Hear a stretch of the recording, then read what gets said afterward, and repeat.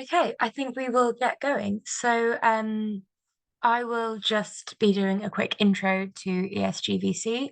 So thanks everyone for joining. I'm Grace Savage. I'm ESG lead at Molten Ventures, and we're on the steering group of ESGVC.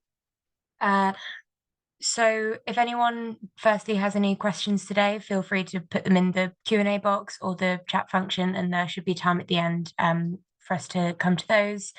As everyone I'm sure already knows, ESGVC is a community-led organisation which is designed to help early stage companies and their investors understand, measure, and improve their ESG performance. So, this includes through the development of the ESG VC measurement framework in collaboration with the Social Value Portal. And a note to say that data collection for this year's research is currently underway. So it would be great if everyone could please submit their portfolio responses by the deadline of the 15th of December. If anyone's not sure how to do this, please feel free to email Henry or myself after this. We also lead different events such as this one, and there are lots of resources, anything from how to measure your carbon footprint through to developing different policies for your startup companies on the Notion page, which can also be found via the ESGVC website. And so that's all I really needed to say. And with that, I'll hand over to Fran to introduce the panelists. Hi everyone, thanks so much for coming. Great that so many of you are here. I'm Fran van Dijk. I am CEO of One Stone Advisors, the UK's second B Corp. So we're certifying for the fourth time, 10 years this year. And we're going to have a chance to delve into lots of aspects of being a B Corp today, from the investor perspective, the portfolio company perspective, but also the B Corp community aspect. So we can really look at it from all angles, and you get chance to ask lots of questions. Got fabulous panel. Angela Chou from Felix Capital is not only an investor, but ran the B Corp certification process for her organization and leads on ESG. And we've got Charlie Guy from LettUsGrow. He's the CEO and founder, also B Corp, and he'll be giving us his perspective on that. And then we've got James Ghaffari from B Lab, the organization that is responsible for looking after the B Corp community in the UK. His is B Lab UK. There is also a global B Lab. And the wonderful Tom Bourne, who has certified so many dozens of B Corps, really understands that process inside out and can give you some amazing perspectives. So I just wanted to start with you, Angela, and to ask you, what was it like going through your own certification process as a VC organization, and also how do you go about encouraging your portfolio companies to measure impact and kind of and maybe encourage them to become B Corp if it's right? You know, how do you decide if it's right to encourage them to go in that direction too? Yeah, so hi everyone, thanks for joining the session today. Maybe I'll start with just a bit of a background of our fund and what we do and maybe why we picked the B Corp framework. So we're a London-based VC. We've been around for almost 10 years. We started our first fund in 2014, 2015. And so now we have, I think, around 60 portfolio companies all around the world. About 70% of them are in Europe and the rest in the US. And it's a pretty even split between B2B and B2C. So as you can imagine, quite a kind of diverse group of companies. And sometimes, you know, the way people are think about ESG and the part of the journey that they're on is quite different. And so us as a venture fund, we invest in companies, we support them as a board director and beyond. And so we do feel like we have this duty of surfacing this ESG discussion to the board level. And that's really kind of the principle around how we construct our program with our portfolio companies. And when it comes to ourselves, ever since the beginning, when our founders started the fund back in 2014, they always had the ambition to have a positive impact in the world. But I think at the time there weren't a lot of frameworks out there, or even a lot of material that defined what that looks like for a fund, especially one that's not an impact or a climate fund. So there are routes that funds go down with, you know, Article 8, Article 9 that kind of place them in a very specific structure when it comes to reporting and fundraising and all that. And so we don't belong to that structure, but we still wanted to have a very kind of clean and very structured framework as to what that might mean. And so going through the process itself, I thought it was very informative. It was actually almost like holding up a mirror and looking at, you know, what are the areas where are the areas where we've done a bit better, maybe the areas where we can improve. And I also think the B Corp framework was actually surprisingly universal. So I think we're a small team. We're a team of 12, 13 people. So we do have the benefit of being like a very transparent organization. I think where we fell short a lot of the times is we had things that were not documented. So the process itself not only helped us just look at, you know, things in a very kind of discrete and structured way, but also pushed us to first, I think, adopt some of the new initiatives, but also document a lot of the ones that are like quite anecdotal or maybe not so standardized back in the days. And I think like it's also a way that it's a framework that helps you prioritize as well. So obviously there's like a minimum points threshold, but actually I think works in a way that's quite interesting, that helps us look through, you know, out of all the gaps, what are the ones that we can do now, what are the ones that we can work on later on. And then as to like the B Corp kind of brand and the logo itself, I found it was personally is one that maybe relates better to a lot of the founders that we backed, or LPs understand, the founders understand, the customers that are buying from the portfolio companies that we've backed understand. And so all in all, it's just a very kind of universal language and understanding. And then to your final question, Fran, about engaging with our portfolio companies. So I think the challenge here is that we have so many different companies that are not only different in like the stages that they operate in, the sectors that they focus on, but also like where they are on the ESG journey. And so us as investors, our role is to really sort of push them towards the first step. And that first step is measuring a baseline. And so we ask them to do that both on the ESG, but also the D&I front. On the ESG front, or sustainability front, it's a little bit more simple. It's carbon accounting, and so we ask them to kind of understand their baseline. We don't actually push all of them to set a target today, but I think having an ESG policy that governs a lot of the initiatives in the company is important. And then on the D&I front, we actually recommend companies to go through this platform called Fair HQ. That's a diversity audit platform. So they've done a great job of kind of productizing what diversity means and measuring specific KPIs against, you know, benchmarking, you know, with your peers, etc. And so I think our job is to kind of surface this discussion as a board topic and to push companies towards taking the first step. Obviously, there's also later down the road, we would love to be able to collect data across the portfolio. We would love to be able to set targets. But I think that kind of only makes sense once we get most companies towards a certain level of foundation. Yeah. So I'll stop there for kind of any questions to follow up. Thanks, Angela. And what we're going to do is we're going to ask a few people to give an introduction to themselves and then gather questions, and we'll have a long time to answer all your questions later in the session. So Charlie, I wanted to go to you next as a portfolio company, and Angela was talking there about, you know, collecting data and different companies in different positions and wanting to really engage the board around that, you know, at the highest level. But your company, you went into the B Corp thing very early on, didn't you? You as the founder and the CEO kind of took that decision very early. And a couple of questions for you. One is, what was that like, and why did you do it really early on? And secondly, as you think about the next phase of your growth and think about funding, what role do you think ESG might play in your decision making? Yeah, thank you, Fran. I think, Angela, you've already sort of touched on a few points there that I think are really, really important, especially that idea of holding a mirror up to yourself and that for your portfolio. Yeah, so I'm founder of LettUsGrow. We provide technology for sustainable indoor agriculture, all the way from polytunnels all the way up to high-tech vertical farms. As Fran just said, we started the B Corp process very early when there were just the three of us as co-founders, and we were certified last year.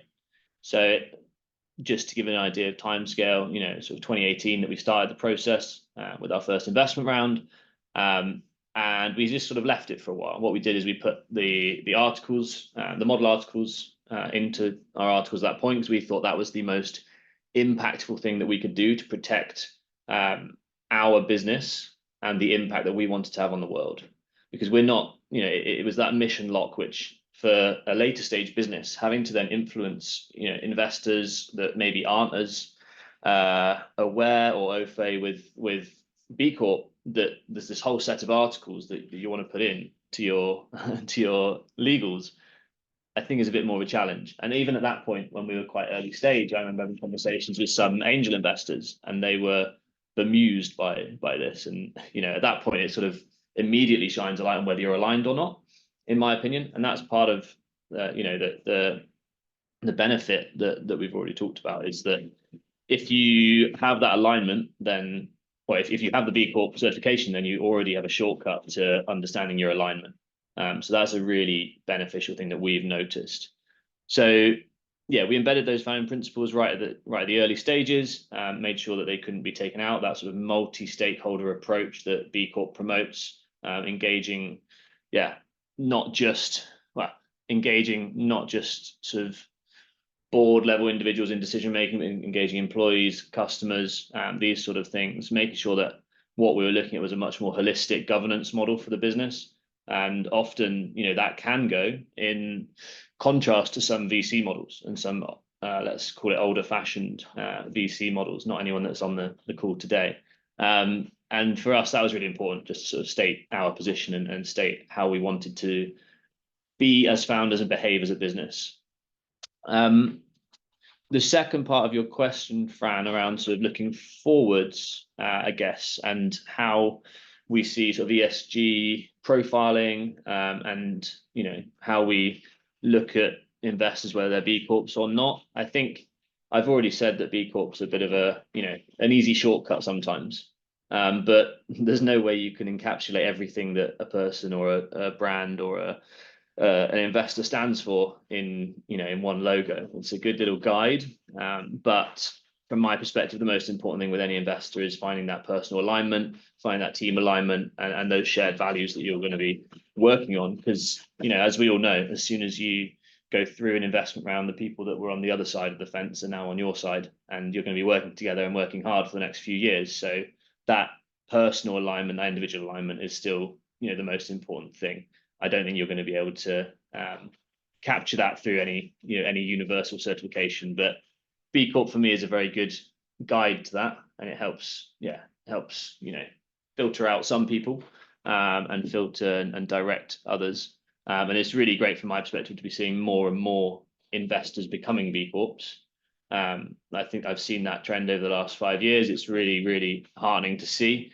And I also wonder how the hell older investors manage it when they've got such a diverse portfolio. And that's probably a whole nother question, but it must be really difficult from an investor's perspective to work through the process, having done it myself. So yeah, that's probably enough from me, and hopefully answers your questions, Fran, but very keen to take any questions from anyone in the audience, founders, investors, throughout this. Thanks, Charlie. And I'm glad you brought up the Articles of Association, and maybe, James, you can unpack that a little bit as well, just in case people haven't come across that, what we call the legal change amongst B Corps. It's one of the parts of becoming certified is you need to make this legal change to your Articles of Association. So James, I've just loaded another question onto you, but about the articles. But what the other things I wanted to ask you about was kind of the growth of the B Corp community recently. Charlie's already said, lots more investors, but we've seen kind of very fast growth recently, and it'd be lovely to hear just a very quick take on where we've come from, where we're going to on that, and also the big chat amongst the B Corp community right now is, of course, that the B Corp impact assessment, which is the way you go through your certification process, is changing. And we're kind of mid-process, aren't we, James? And it'd be really lovely to hear from you what we do know about those changes, and what we don't yet know about the changes. So yeah, over to you. Yeah, thanks, Fran. Hopefully I I can talk about those in turn and not take all of the time that we have left. I'll try and be really brief. So yeah, in terms of growth, so I've been a B Corp for about 4.5 years now.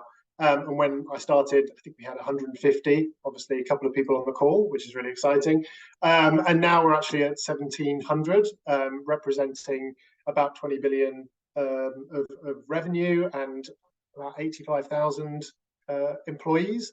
I always like that employee figure because it is a really people-powered movement. Like if you've been to any of the socials or any of the working groups, like it is a certification, but we call it a community, we call it a movement because there's so much engagement, so much kind of dynamism and kind of positivity that happens in the movement and kind of cross collaboration of ideas and challenges. So yeah, it's a really exciting time. And I think, you know, I don't want to dive too much into the benefits because I know we have people on the call that have spoken about that and that are far better than me to kind of give their experience of being a B Corp and of certifying. Maybe what I'll just touch on is beyond the kind of, I guess, headline figures of how you can use kind of your sustainability to engage your consumers or to engage your people, you know, the kind of the talent that you want working with you. I think the biggest kind of benefit of B Corp, and I'll just focus on the impact assessment itself, and I'll talk about how that factors into the certification, is actually just having a framework that can firstly hold up a mirror to your organization and can allow you to track and benchmark progress against that over time, against your kind of self. Where were we in 2019? Where are we now? Where are we going to try and be by 2025? And setting those kind of real goals, not we're going to be net zero by 2050 goals when the whole board is probably no longer living, but you know, actual really tangible goals that you can meet in the next kind of 3 to 4 years. So that kind of what I'm calling the B Impact Assessment is an online assessment that measures a really broad lens of sustainability metrics, and that is free and confidential for any business to use. Like we've had over 200,000 businesses use it. Like it is part of the certification process. You have to go on the assessment, you have to assess yourself, you have to improve your score up to above 80 points and then submit that for verification. But actually, the value really comes in sitting down, getting that baseline score, actually having something that can give you an understanding of best practice across, like, how are you doing your governance? How are you treating your people? What's your kind of level of representation in your organization? How do you deal with your supply chain? What are your kind of energy and water and waste usage? Like having that all wrapped up in an online kind of tool is pretty useful. And so I would just, I guess, urge people, if it is something that you're looking to kind of get an understanding and see basically where you are.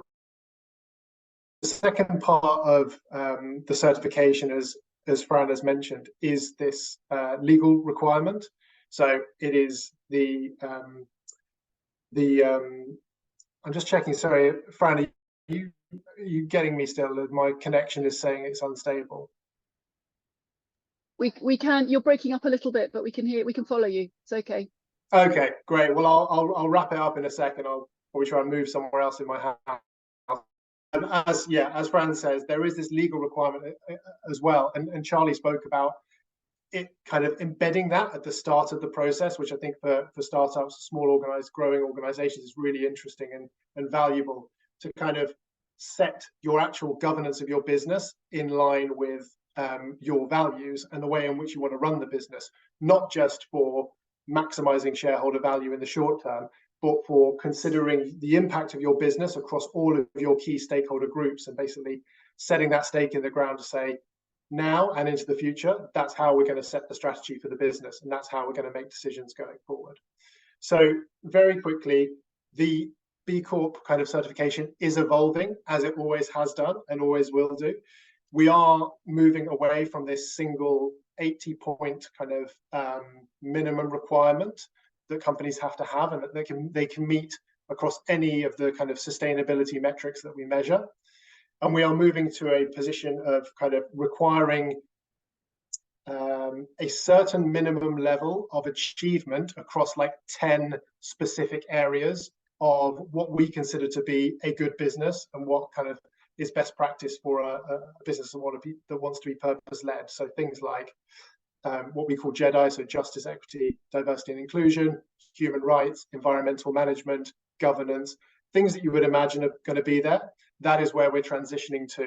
And that's going to be kind of starting from 2025 onwards. And obviously it's a big lot of work for us to transition the community over there. But I think it's a really positive change, both in terms of kind of helping the community grow, developing the comprehensive nature and the rigor of the standard, and also outwardly communicating what we actually believe to be a good business. Because at the moment it's kind of like, we're a B Corp, that's great, amazing. Some people know what it is, some people don't. But with this, we're able to say, well, good business is about performance across these 10 requirements and beyond. So maybe I'll leave it there, Fran. Amazing. Thanks, James. There may be some more detailed questions about it later, but that's a really good intro. And what's nice, James had mentioned, we're a B Corp community, and that does mean the whole community is engaged in understanding and supporting this change and putting in their own opinions, of which there are many. And that's part of the reason I think B Lab's taking care to spend quite a long time to go do it properly. But Tom, as a man who does things properly, you, of those 1,700 B Corps that have been certified, you can probably claim a couple of dozen, I would have thought, all coming up to that. And so I think it would be great for you to share a few pearls of wisdom for anyone thinking about becoming a B Corp. What are the kinds of things you can do to prep? So, you know, are there some things that you can do in advance? James has already mentioned, you know, think about your articles, you know, don't leave that to the very, very last minute, for instance, because it's quite a big step. And also, as well as the do's, are there any don'ts that you can pull out? Yeah, sure. Thank you, Fran. As you kindly say, I've been around the block a few times, and my fantastic team, who are far better than me these days, between us, we've helped many dozens, I think, of companies certify now, and we indeed have been a B Corp ourselves since 2017. So we were a number 120 or something, a little bit behind you, Fran, trailblazer as always. But yeah, we've seen it done really well. We've seen it done less well, and pretty much in every sector, size and shape and form you can imagine. So I think definitely can pull together some overall views of what the key ingredients are. And one or two people, as you've just touched on there, have picked up on some of the practicalities that I think every organization's just got to get its head around. The legal change is definitely one. Access to data is definitely one. Efficacy of evidence, as in the quality of what you are going to put forward to support your answers. These are, I suppose, the more obvious practicalities of preparedness. But I suppose there are three things that I would highlight that are perhaps less obvious, that I've observed over the years. The first one is getting into the right mindset from the outset. Certification is very much a marathon, not a sprint. It is, depending on where your organization starts, in many cases a culture change program.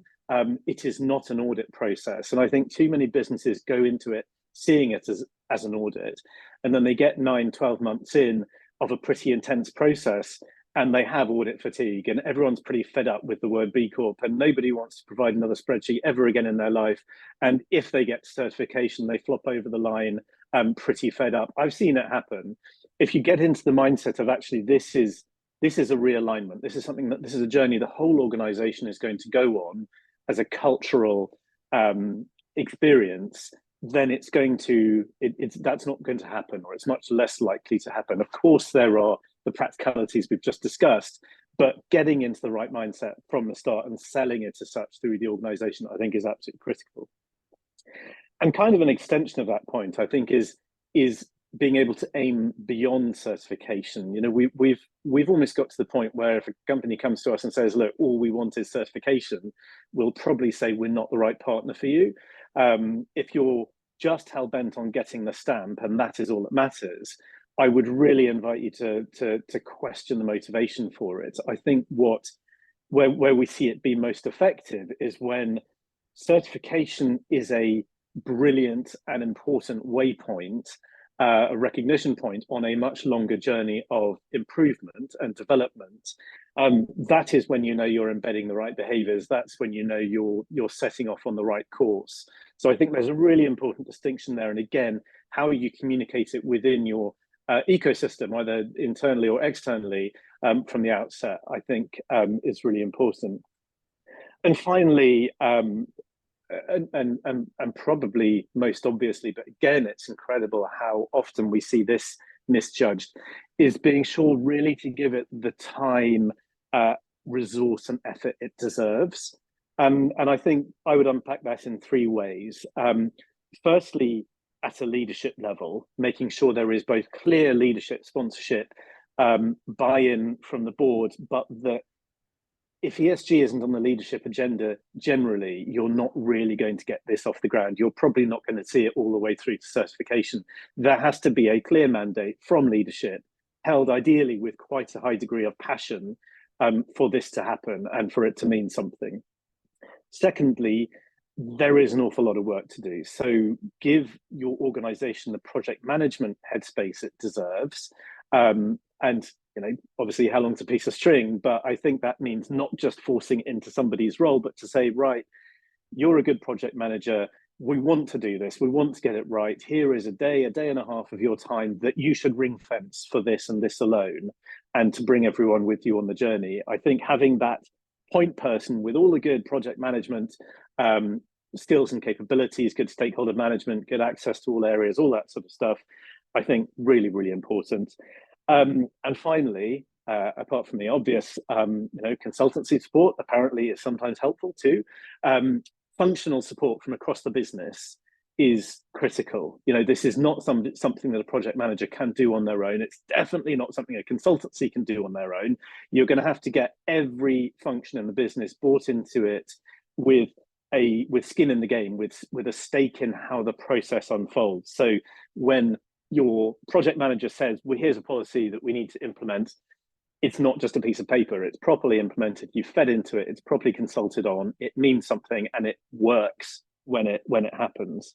So I hope those are kind of helpful steers. Plenty more where that came from, obviously, so happy to take questions.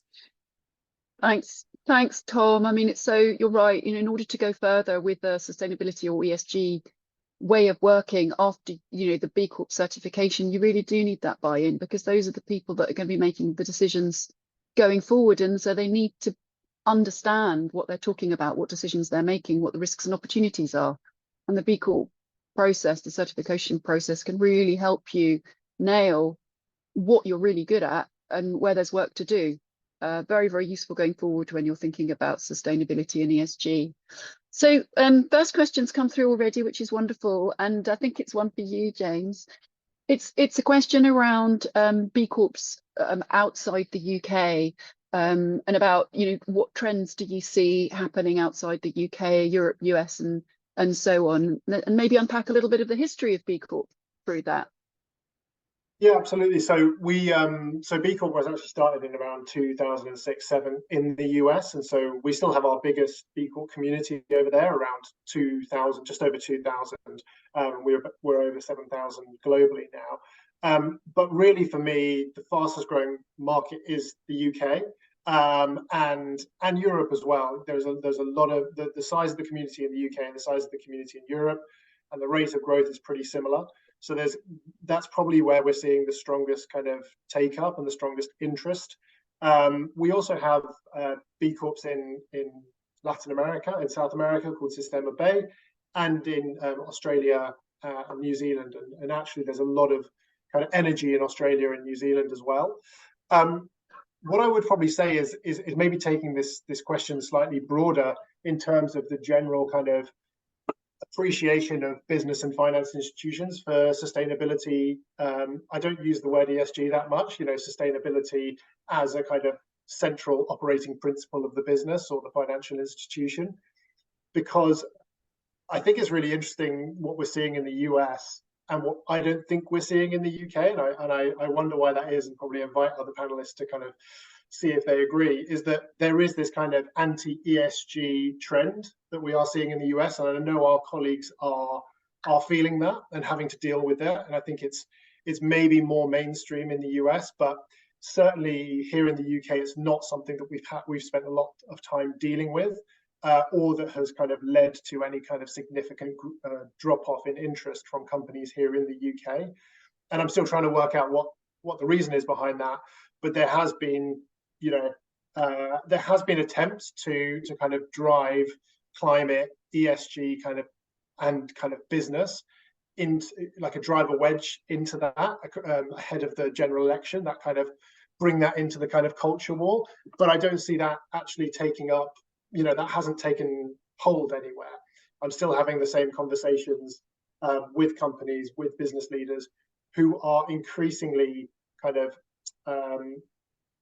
understanding both the kind of moral imperative, as we start to see the effects of climate change not being, we're going to experience them sometime in the future, 2100 or 2050. We're actually experiencing them, now and in the next 5 years.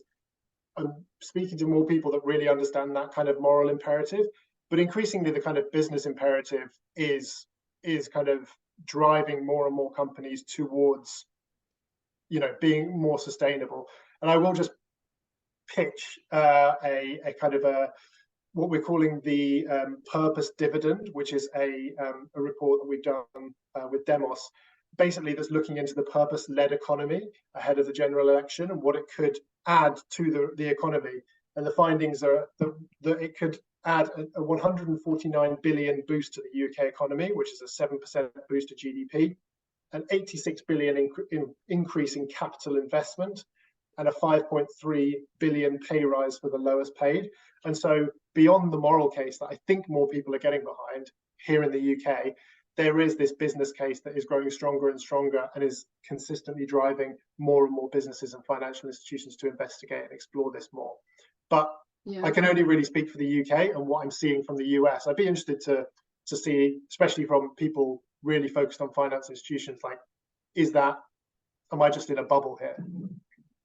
Thanks, James. I mean, it is a question, this weaponization of ESG in the US, and I think I was at that launch of that report last night, actually, and I think one of the interesting points that came out is the cross-party support for an economy which is more inclusive. It's not just a kind of left-wing thing. There's plenty of people on the right in the UK who are very supportive. So we are seeing, I think, a little bit more togetherness on this topic than we would say across the pond.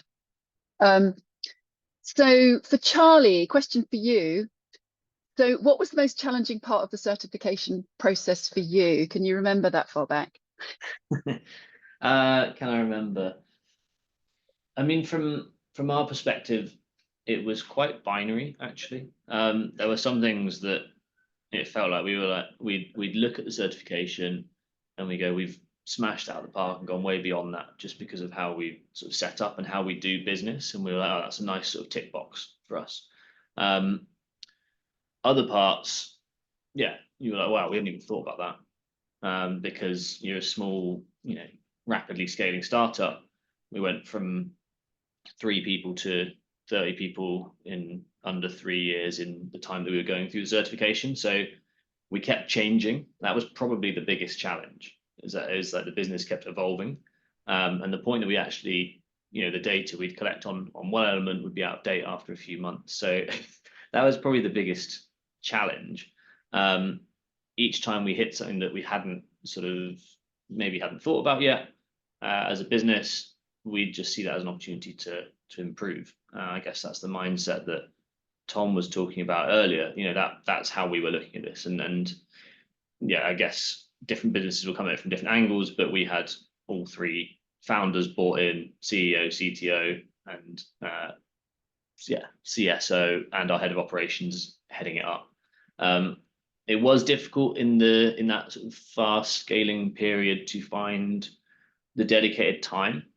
And what we did is so Cherry, who's our head of operations, it was soon after we hired her, we said, this is going to be a key part of your role, is taking us through the whole certification process. And it's not something she'd ever done before. She's very experienced in various other sort of parts of I guess, business operations and HR and facilities and all those other sort of scaling functions for a startup. But she hadn't ever looked at the B Corp process. So we also engaged an advisor. It wasn't Tom, a local advisor here in Bristol, Andy Hawkins from Business on Purpose. Some of you may know him, and yeah, he supported her to do that, and that was all about carving out time and dedicated personnel to be able to drive the process and take us through it. As a founder, I think you just don't have enough bandwidth, do you, sometimes, to be able to put all these things through. But we set the mandate and said, look, we want to be certified by this date. We're all behind it. We'll do everything we can to support you and get. It wasn't really a case of getting buy-in for us at LettUsGrow, because everyone is absolutely behind our mission. But if we needed to sort of prioritize something internally for the B Corp process, we're able to do that. So yeah, the most difficult part, I'd say, was balancing it as a rapidly scaling business and knowing when to actually hit the submit button, because you're constantly improving as a business. You're constantly building out systems, constantly developing processes, constantly trying to lay that track in front of you and always do it better than you have before, whether that's on your sort of HR processes or whether that's working with your customers and setting up certain things for them. That was probably the biggest difficulty, is just working out when to hit go. Yeah, thanks. Because you can just keep dipping in and out of your impact assessment online, can't you? It's not like after you've done a section, you press send and that's it, it's done. The whole of it is there sitting, and so you can keep dipping in and out and improving as you go along. So when you come to recertify, you do have a limited time within which to recertify, so you don't have quite so much time to sit on it. But yeah, the first time round, definitely it's like, oh, when should we go for it and let it fly, live its own life. Tom, a really interesting question here about alignment with other standards. So we've got a question here about aligning with CSRD or ESRS regulations in Europe. I'm also thinking TCFD and other things that are requirements here in the UK. I mean, obviously you need to be pretty big to be reporting to TCFD. How do you think the B Corp impact assessment can help you to align to other standards? I can think of how, for instance, it could help you report really well, because you're doing an impact report anyway. So in terms of other disclosure, it can be a real support. Maybe good for the GRI, but not perfect. What's your take? Yeah, there's probably somewhere in there a technical question that James is better placed to answer, in terms of the deliberate overlap between the BIA and some of the other reporting frameworks. But certainly my understanding is kind of the B Corp standards as they stand are very closely linked to GRI anyway. So the interoperability of the data and the data effectively that you're having to pull on is fairly significant. And I guess it's probably still hopeful, wishful thinking that many of these frameworks will start to coalesce. But as they do, perhaps that will become more and more the case. I think for me, as has already been mentioned, the important thing about B Corp is that it's so holistic and it gets businesses thinking so much in the right way, that there is a degree of preparedness by going through this process for pretty much any of these, and so your kind of starting point when you tackle or are required to report against any of these frameworks is significantly advanced from where it would be if you hadn't started to go through it. But I'd be interested in James's, because I know the new version is deliberately aligned, isn't it, to a lot more frameworks? Yeah, I'll just touch on that quickly. As Tom said, yeah, the current framework is very close to GRI, and we actually have like an article where we've identified the exact overlaps between GRI and B Corp standards, and so that's pretty easy to find online, or I can share it afterwards. And actually, I think in evolving the standards, we've realized that that's just not enough. I think everyone in the sustainability industry, whether it's business or solely financial institutions, is grappling with the problem of interoperability and how do we actually compare this standard against this standard, or this company's impacts against another company's impact. which would be, I can imagine it's really interesting to try and do that as a portfolio manager, to kind of try and look across that whole gambit of your company and go, who's doing better and in what areas, and therefore how can I can make interventions in the right way. And so that's something that we are addressing very, very clearly in the new standards, is how it can build on these different areas of kind of financial reporting standards and different frameworks that companies are using within different kind of geographies. And just to answer quickly another question on the chat, that's going to be live in 2025, but there is a public consultation that's starting in Q1 next year. So starting in January, it's our second big public consultation. So basically, we are asking for feedback from all of our kind of key stakeholders within the B Corp community and outside, for an understanding of, are we going on the right lines? What haven't we thought about? And it's this exact thing that we're loving. We're kind of really appreciating feedback on. It's like, I've read the standards. It's not interoperable enough. We really need it to be. So just a quick pitch for that in January. Thanks, James. Yeah, and just because I realised we used lots of letters and didn't explain what it is. GRI is Global Reporting Initiative, and it is generally thought to be the gold standard of disclosure for corporates. So that's just to explain that. And because the B impact assessment is being aligned with the Global Reporting Initiative, it's also aligned with CSRS, because those two are interoperable. So that takes you neatly through that route. Angela, question for you. Really interesting one. I'm fascinated to hear what you say about this. So do you see B2B companies signing up to become B Corps at the same rate as B2C? Yeah, so I guess I have the data point of our own portfolio, which is 60 companies. And I think as of now, we have 5 that are B Corp. I think probably 3 are in progress, or like have, either halfway through their application or a plan to go through it in the near future. And I would say maybe all of them besides 1 or 2 are B2C businesses. So like, I think within our own, and we do have a pretty even split of B2B versus B2C, there is probably still more dynamics, more trends, like more happening on the B2C side. But I do think, because I've looked through kind of some of the other, because the framework is kind of the questions are different depending on what sector you're in or how big your businesses are. So I've looked into some of the other versions, and I do feel like the framework is quite suitable for B2B businesses as well. But I guess maybe it comes down to like who they're selling to, and like, whether their customers care and understand what this means, etc. But that's, from our kind of small sample size of 60. So Angela, got another question for you, which is, could you elaborate a little bit more on what does B Corp mean for VCs? In other words, sort of what does it mean to become a B Corp while dealing with portfolio companies at the same time? Yeah, so I actually think there's not a huge difference between like a VC and a kind of an operating company, I guess, like, because if you look at kind of the 4 different sections of B Corp, the first 3 are actually quite universal. So like the way we would promote people, the way we would pay people, the way we run our own offices, and the energy provider that we use, the waste management that we use, I think those are like very similar to any other kind of either it's an operating business in consulting, or in law, or in they're selling kind of physical products. But I think where like the section is quite different for financial institutions is the customer section, which I think the questions are a combination of how we deal with our investors, our LPs, but also how we work with our portfolio companies.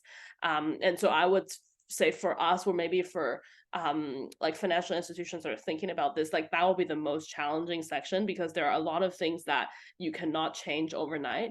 Like we can change our energy provider overnight, we can start recycling or do like all of these things overnight, but with these there's always kind of a lot of historical layers. So being sort of very, very specific, there are questions like, do the majority of your prospectus, or do the majority of your portfolio companies, by definition, even if you start with like number, so we're 4 funds, we would be going into our 5th fund next year. Even if we started doing something differently in fund 5, by definition, that's not the majority.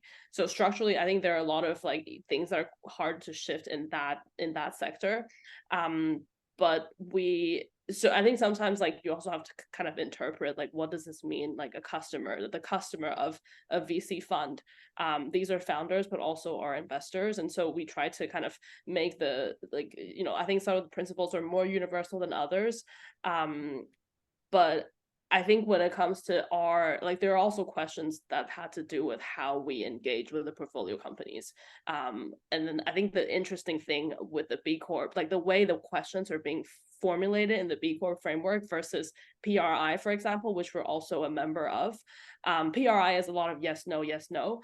Whereas B Corp, I think it's really like for every question you see like the average, good, and great benchmarks. So like, do you track, do you report, do you set a target? Like these are kind of different levels of how you would kind of push an initiative forward versus like a more sort of binary yes no type question. So I don't know if that makes sense, but I think there's yeah, that's great. You know, that you know, you can set your bar, can't you? You can decide how ambitious to be, and you're given guidance through the BIA. You're given guidance as to, if you want to be great, here's what you need to do. Yeah. So got a question here now for Tom and Charlie, which is kind of the common reasons for becoming a B Corp. Kind of just in your experience, what are you seeing? Are you seeing mostly people internally driven saying do it because they want to, or they'd be encouraged to by investors, or perhaps is it a customer push that they're feeling, and they're feeling that white certification is the way to go? Charlie, starting with you, and then maybe Tom, you want to jump in after. Yeah, I guess I can only give really sort of my opinion and that of my immediate network. So Tom may have a broader view on this, and it did sound a bit like you might do from the way you were talking about some of the companies and the different challenges they faced of becoming a B Corp and getting leadership buy-in. But from our side, it was very clear, you know, it was just very aligned to how we want to do business. And you know, this is 5 or so years ago, and the VC landscape has changed in that time, I believe. It was already changing, but it's changed more in that time to be much more supportive to founders. But from our perspective at that point, as maybe slightly naive young founders, first time, we wanted to protect the way that we wanted to do business, and we didn't want that to get diluted through the investment journey. Knowing that, you know, the board would develop and our shareholding would develop, but we wanted that buy-in from the, I guess, the highest level. We wanted to protect that in some ways. We also wanted to communicate that to anyone that was going to work with us as we grew our team, so people knew what we stand for. I think hopefully that was clear enough anyway, just by talking to us. But yeah, that was definitely part of it. And I guess lastly, it's less. I think the customer piece for us is less key, but it helps us communicate up our supply chain.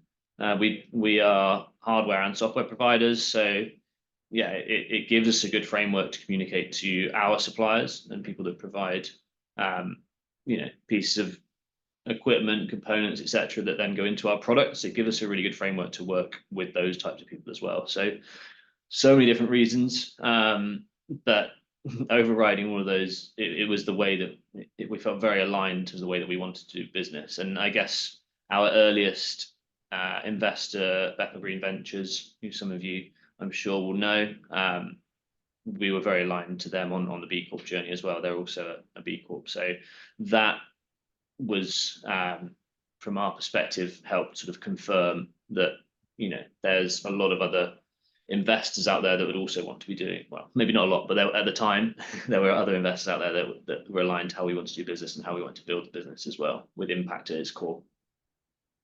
Cheers, thanks, Charlie. And Tom, what are you seeing out there as people come to you for support with certification? What are they saying are the reasons they want to do it? I suppose I've got two perspectives on that. First, Charlie, same as you, as a founder, and I would definitely put myself in the naive first-time founder bracket. But I think the great privilege and pleasure of being a founder is that you can shape the business in exactly the way you want it to be shaped. And for me, it's always been all about being the best version of itself that it possibly can, and B Corp, I believe wholeheartedly, gives us the right framework for that. So we've followed it very very consistently throughout our own growth journey. But actually, and it's the first question we ask of prospective clients is, why do you want to do this? Because as I mentioned earlier, we aren't necessarily the right partner for companies that are doing this for the wrong reason. And genuinely, the answer I get, whether or not they're preempting me asking the question and they're giving me the answer I want to hear, I don't think so. Genuinely, the answer I tend to get is because we want the best framework to align to make this company the best version of itself that it can be. Now, I don't know how peculiar to the UK that approach is, but it is definitely a theme that I see, not just from founders, but from people through the business. It's not about, we very rarely hear because it'll give us a marketing edge, or because everyone in our sector is doing it, or because we've been told to do it. Very, very rarely. It's normally, we know we've got to step up on ESG. We think this is the best framework, and therefore we're going to do it. Thanks, Tom. We've got time for one last question. I think this is probably going to be the last one before we do a quick wrap up at the end. But James, we've got a question for you, which, drawing on the experience you've had, and it's really your experience we want to hear about in a kind of general way, I guess, is what have been the main tangible benefits to business drivers like customer interest, hiring, retention, the kinds of things you mentioned before, for a startup, so quite small company, before and after certification. So we're talking early stage. What have been the benefits for those kinds of companies of doing B Corp certification? Yeah, I mean, I think we've touched on some of those already. One of them isn't even linked to B Corp certification. It's just about getting into the B Impact assessment and using that as a framework, and actually kind of looking at it early on so that you could see where you think there might be value to use as a piece of architecture as you grow. Charlie talked about how quickly they grew, and I think there's challenges with how do you report when you're growing so quickly. But also, I think, having spoken to other fast-growing companies, there is a value to kind of just having a kind of clear framework of, as we grow, let's actually think about, like, what benefits are we offering, like what suppliers do we want to work with, how do we want to run our governance. Otherwise, you grow, never think about it, and then you get into trouble as soon as you're kind of 30 to 50 people, and you can't just sit around a kitchen table and chat to each other anymore. So I think that's really valuable, as well as what some of the people mentioned on the call as well, changing your articles really early. But I think beyond that, there is a real kind of value to obviously attracting your customer loyalty. It's a kind of a virtuous cycle that we're seeing. We've seen a growth of the amount of companies using the B, and therefore more companies kind of want to use it because more people are understanding it. And so now, maybe it's just me and the products I use, I'm seeing it all over the products I use. I'm seeing it all over kind of adverts in the tube when I kind of go to work. And so really it is growing in terms of what customers understand it to be, and therefore more companies are using it to kind of, I guess, communicate their values to their customers. But I think for starters, what I would say is not to underestimate the recruitment aspect of it. And I think this is both relevant for B2C and B2B, probably more in the latter, especially in those competitive kind of recruitment environments. We did a community survey a few years ago, actually, and we said, out of everyone who's recruited in the last 3 months, how many people had candidates mention B Corp in the interview process? And it was over 70%. And so it is a driver for attracting talent, because more and more people are saying, I want to work for companies that reflect my values as an individual. Charlie was talking about shortcuts with investors earlier. I think this is just a shortcut to some extent with employees to say, those are our values right at the start of the recruitment process. These are your values. Obviously, there's a culture that's going to grow once they're in and they understand really what's the unique value of your company. But in terms of that shortcut, I think it's really valuable. So, I think we've got a bit of wrap up, so I'll leave it there. Yeah, no, that's fabulous. And I just want to add one more thing there. If you collaborate, if you are, say, a service company as I am, and you want to collaborate, it is a massive shortcut to collaborate with other B Corps. Tom and I have collaborated. I've done it with various other B Corps, and it just gets you into the work zone very smoothly, very quickly, because you share values. And that's a big win for us as service organizations. So thank you, everyone, for your contributions. Really enjoyed hearing what you had to say. And I'm going to hand over to the ESGBC team to wrap up. Thanks, Fran. And yeah, thank you very much to all of our panelists and everyone for putting questions in the Q&A. This recording will be circulated after this. So yeah, thanks everyone for attending. I hope it was valuable. Thanks so much, everyone. Cheers.